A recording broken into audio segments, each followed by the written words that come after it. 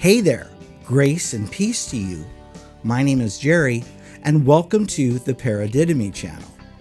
In the last two episodes, we looked into some of the background of Paul's letter to the Romans, which, moving forward, will make our study of Romans far more beneficial. So now, without further ado, Romans chapter 1, verses 1 and 2. Paul, a slave of Messiah Jesus, called as an apostle, set apart for the gospel of God, the gospel he promised beforehand through his prophets in the Holy Scriptures. Certainly, Paul packs a lot of information about himself into the very first clause of his letter. Here's why. Remember, last time we learned that ancient letters generally followed a common form, and when we compare Paul's letters in the New Testament to other ancient letters, we discover that they are practically identical. However, if we compare the introduction of Romans to Paul's other letters, we notice that in Romans there is a lot of theological content between the name of the author, Paul, and the name of the recipients, to all who are beloved of God in Rome. This is due largely in part because Paul's fellow believers in Rome were not his converts, unlike his other letters, and most of the Roman Christians wouldn't have known Paul personally. Therefore, Paul extended the prescript in Romans because he wanted to build a bond with his audience and establish his authority before churches he had never visited. With this in mind, Paul introduced himself as a slave and divinely called apostle of Messiah Jesus. And Paul's mission, his reason for getting up in the morning, was to proclaim the gospel of God, which is about a specific person, God's Son, and a single message. Certainly, no one aspires to be a slave, and naturally in modern societies around the world, throwing around the slave word immediately conjures up negative thoughts and feelings.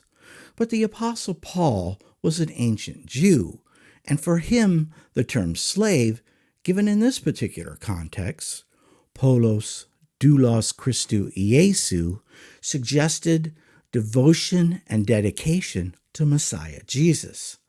Not to mention, Paul was drawing from the Old Testament, where great figures from the past, like Moses, were often referred to as Yahweh's slave. It is in this light that Paul spells out his credentials, both in Romans and in a previous letter to the Galatians. But when God, who had set me apart even from my mother's womb and called me through his grace, was pleased to reveal his Son in me, so that I might preach him among the Gentiles.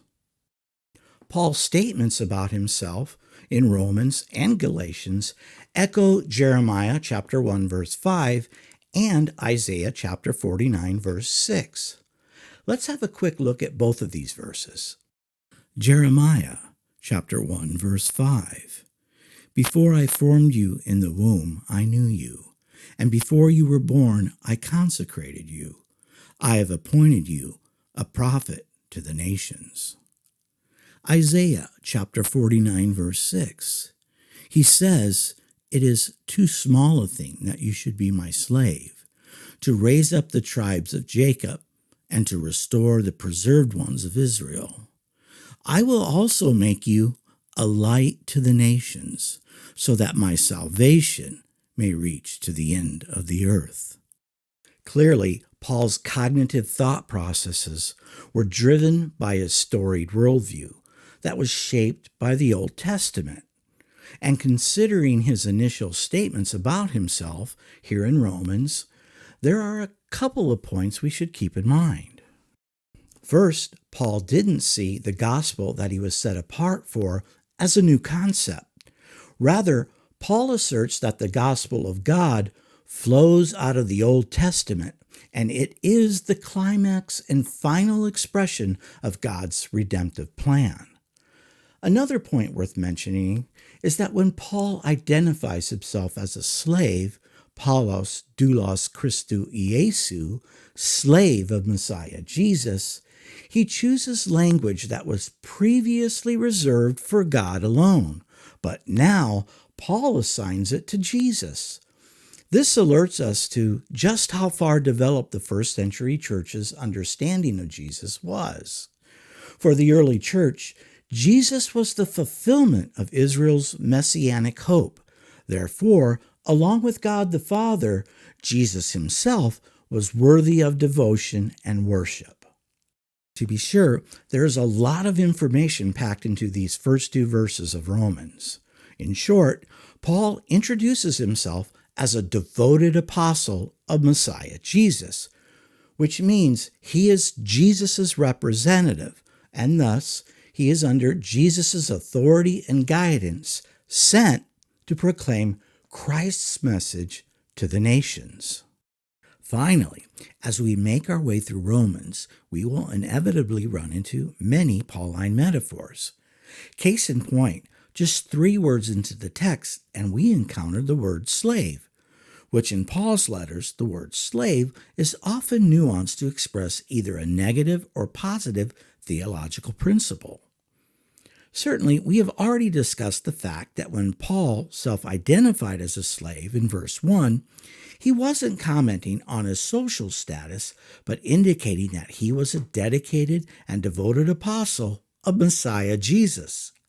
Still, as modern Western folk, we can't help but feel a little uneasy when confronted with slave language, given the horror of slavery in our own history.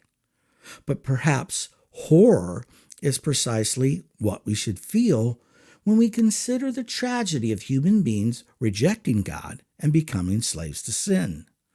Certainly, we all have sinned and fall short of the glory of God, but we can escape the bondage of sin through redemption. Unlike the word slave, redemption is a beautiful word, and its concept comes from the slave market. There the term was used when someone bought a slave and then set that person free. This is the way God rescues us from the slavery of sin through Christ. He paid it all up front, and he set us free in Christ. Thus, there is a dichotomy between being a slave, according to the world, and being a slave in Christ. For the one who was called in the Lord as a slave is the Lord's freed person. Likewise, the one who was called as free is Christ's slave.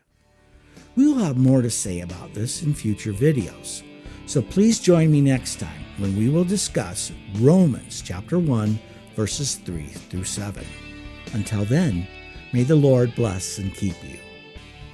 If you'd like to take part in the discussion, please feel free to do so in the comment section down below. And don't forget to like and share. And if you haven't done so, please consider subscribing. Thank you.